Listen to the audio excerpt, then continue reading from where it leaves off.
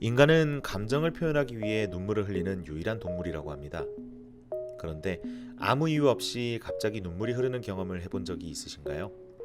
슬프지도 않은데 나도 모르게 눈물이 흐르거나 바람이 불 때마다 눈물이 흐른다면 오늘의 주제인 눈물 흘림증을 의심해 보아야 합니다.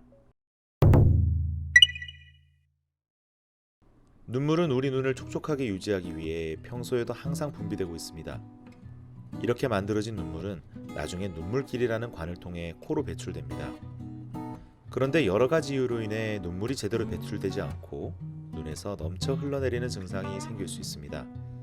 이것이 바로 눈물 흘림증, 다른 말로 유루증이라 부르는 현상이지요.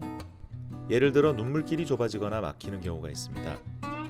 눈물이 빠져나가는 길이 막히니 눈물이 고이다 못해 흘러 넘치게 됩니다. 이 때문에 눈물이 계속 줄줄 흘러나오면서 일상생활에도 큰 불편함이 생깁니다.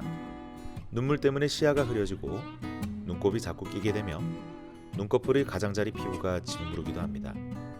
심할 경우 눈물 주머니의 염증이나 결석, 종양 등이 발생할 수도 있습니다.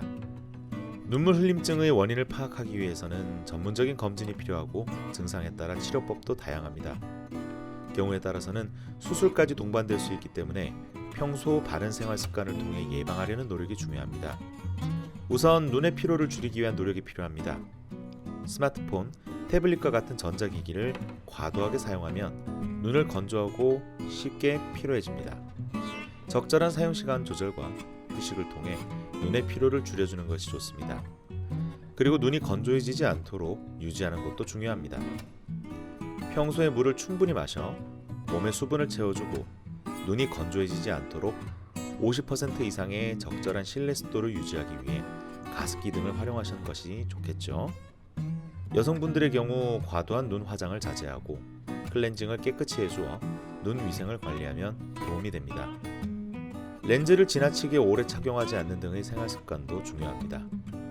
옛말에 과유불급이라는 말이 있습니다. 너무 많이 나오면 모자란 것만 못하다는 뜻이죠. 눈물 역시 필요 이상으로 많이 나오면 문제가 되므로 이러한 증상을 겪고 있다면 병원에서 진단을 받아보세요.